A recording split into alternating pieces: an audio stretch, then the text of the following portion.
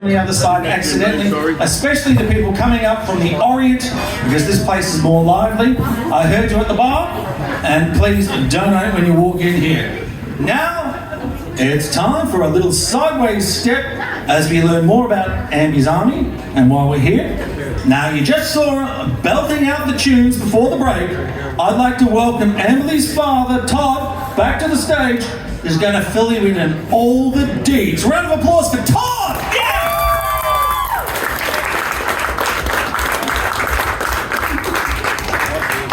Hey everyone. Just before I start my speech, I just want to let you know that I've got some notes, but I haven't actually written a speech. Nice one. So this is a first for me. Anyone who doesn't know me, I'm Ambi's dad, and Amberly is the reason we're all here tonight.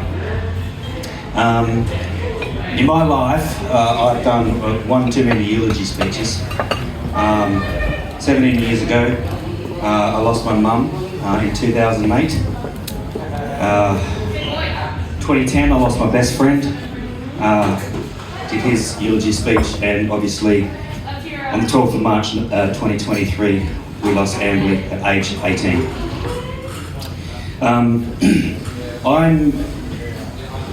Amberly is not the first person we've lost in my family.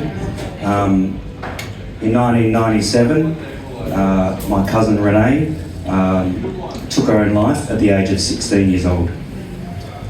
And 2 years later, my auntie Leonie, she took her life at the age of 40 years old. So my cousin Serena, she has both lost her sister and her mother from suicide.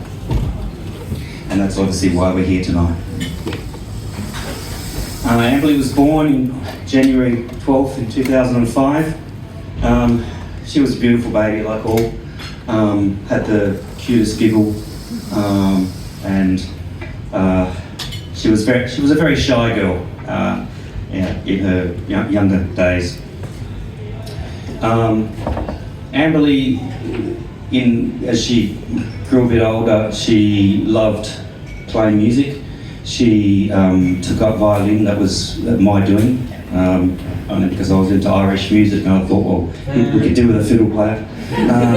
So she was pretty keen. I got her into violin, and then when she was in Kensington Primary School, she got the option to play the flute as well. I was already of the mindset, well, she's already playing the violin, so you can forget about playing the flute. That was a bad idea. She insisted that she play the flute as well, and she kept up both. She was very persistent and always practiced on a daily basis both instruments, and this was consistent with how she performed at school. She was getting good grades, always won the music award.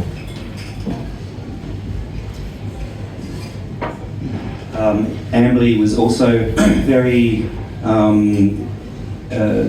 talented at school. She always worked hard, studying hard, achieving great results, and in 2016 she won the Ducks Award at Kensington Primary School. In 2019, Amberly was, I don't know if any of you know this, but Amberly was diagnosed with anorexia nervosa. She also was diagnosed with anxiety and depression and selective mutism. Now that last one's a bit interesting because when Amberly was diagnosed with anorexia, we had to Jane and I had to take her to PCH on a regular basis. We would see doctors, psychologists, whatnot. But she wouldn't say anything. She didn't want to talk.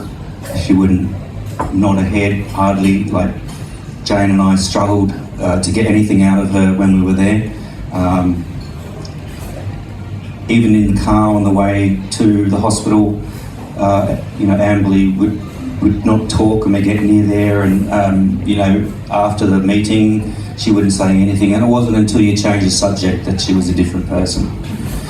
She struggled a lot with her mental health, and I think the selective mutism side of it was really her way of, you know, keeping it to herself and not being able to discuss what actually was going on inside. So Jane and I, we had a long battle with her eating disorder. It's you know, we had to take lunches to school to Amberley to make sure she ate her lunch at school, because we didn't know what was happening when she wasn't in our care.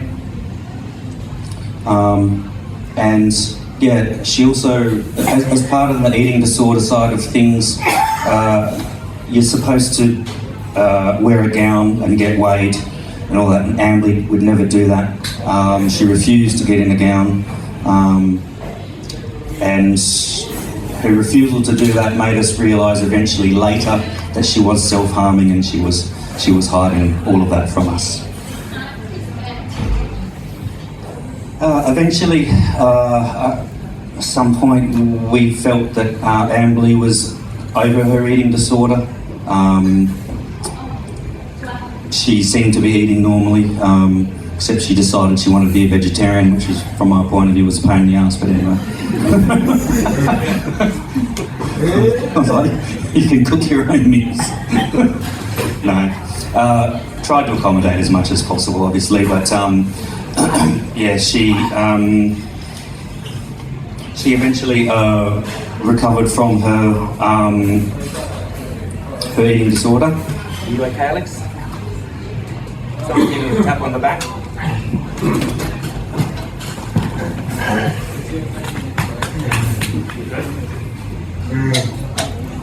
So that's Alex just getting too excited. Anyway, so we felt that Amberley had recovered from her eating disorder, and she was eventually discharged from PCH, and eventually started to see a psychologist.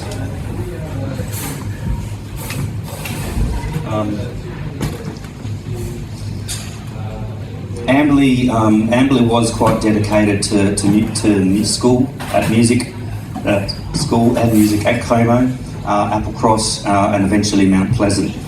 She loved her music so much that she thought the Como band was better than the Applecross band. So after school at Applecross, she would go to Como and play with the Como band.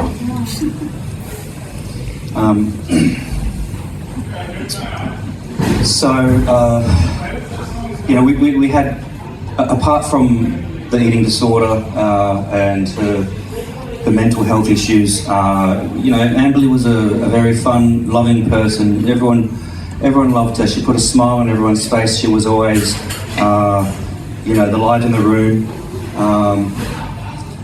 You know, her 18th birthday, which was in 2023, 2 months before she passed. We had an event similar to tonight. We had Shanks Pony playing, and Rosalie Chilvers came along and played as well. It was a really good night. All of her friends were there. She originally wanted to have it at my house, but when she told me she was going to have 80 people, I said no, we'll have it at the warehouse instead. And it was a good night. We had a great night. I think we all got to bed at 4 o'clock in the morning or something. A few of us stayed the night at the warehouse. Then obviously Amberley happened, and so last year we celebrated her birthday by having another 18th birthday, and we called it Forever 18. It was at the warehouse again, except this time we had more bands. We had Shanks Pony play again, then we had Rosalie Chilvers band, and then Sergeant Holker came in as a solo at the end of the night. That was another cracker of an evening. we probably had about 70, 80 people there as well, all friends and family. And I want to say at this point, like, I'm so happy, like, personally, from my point of view, I'm so happy to see everyone here come out and support Amberley, what we're trying to do in Amberley's name. Yeah. So, I'll just talk about what happened. The last few weeks before Amberley passed, she appeared to be a normal person. She was having fun. She had plans. She had plans with her friends on that Sunday to go to Whopper and try and work out what she was going to do next with her life. And yeah, on the 10th of March was the last time that Jane saw Amberley alive, and she was dropped off to my place because Amberley didn't have a car at the time, so she was borrowing Daniel's car or my car to do her various things. So that Friday night she came home, I came home, and she had a friend over and decided to head off to Hugo's nightclub in Fremantle for a night out. And I went out that night as well with a friend and got home rather late. But she got home even later than I did, at about 4 o'clock in the morning.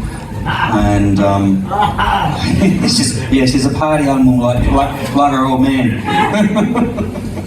Yeah. So I saw her that night, and then the next morning she was quite tired and appeared to be hungover. She was supposed to, she did have dance lessons, teaching in the morning, and she went off to that, and then after that she came home and basically spent a lot of the day in bed, and I just assumed that she was tired from having a big night. That same night, so the Saturday the 11th, I stayed with my friend Alex at his house, and we had a few drinks that night, and I ended up staying the night. Amberley took me to Alex's house because she didn't have a car, and she was working at Hoyt's in Garden City at the time. And so she dropped me off, and the plan was that she was supposed to pick me up the next morning. So the next morning I got a message from Amberley to say that she'd pick me up around 10:30, and at 10:30 she didn't come. So I sent her a message and I didn't get a reply, and then so I just figured she's just fallen asleep. So I had a friend drive me home, and when I got home, probably my worst nightmare to find Amberley. She left me a note on the front door saying not to come in, to call the police, because she didn't want me to find herself. And so finding Amberley is probably something I can't wish on any parent at all. It's the worst thing. And that day was just horrific for all of us as a family, and all friends as well, who were just as shocked as we were, because none of us saw this coming. And I think that's the problem when young people don't speak out, they don't let us know what's going on and hide everything. Anyway, a few weeks later, obviously Jane and I trying to figure out what happened, why this happened to us. We look for answers, and in doing so, we managed to gain access to her Snapchat account, and in her Snapchat account we found things that is not nice to see from a parent's point of view. the struggles that she was going through, the tears, how upset she got.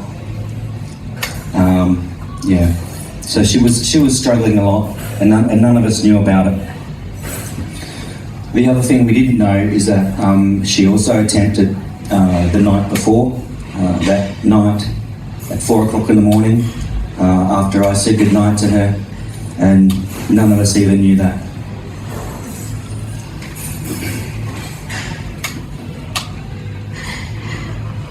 Anyway, since then, you know, we've held a few events in Amberley's memory to help us all move forward with what's happened. And after her 18th birthday here, and her forever 18th, I should say, I had a number of people ask me, you know, is this something that we're going to do again? And I was, well, yeah, why not? Yeah, why isn't it something that we can do every year? And so we sort of came up with the idea of, well, let's try and do it. This is a fundraising thing, try and raise funds in Amberley's name, and put those funds towards youth mental health. So that's what we're trying to do. That's why we're here tonight. We started Ambi's Army. There was 6 of us. There's currently 5 of us at the moment. Yeah, maybe I can get them to come up. Ambi's Army. I've got Jane, Daniel, and Aiden, and myself, obviously. Nicole Moranti is also on the board, and she's unwell at the moment. She is really unhappy that she can't be here tonight, but she's on doctor's orders to not go anywhere. So anyway, anything you want to say? Well, that's about it from me. I'm going to hand you over to Jane, and she's going to give you a few thank yous, and we'll go from there. Well, on top.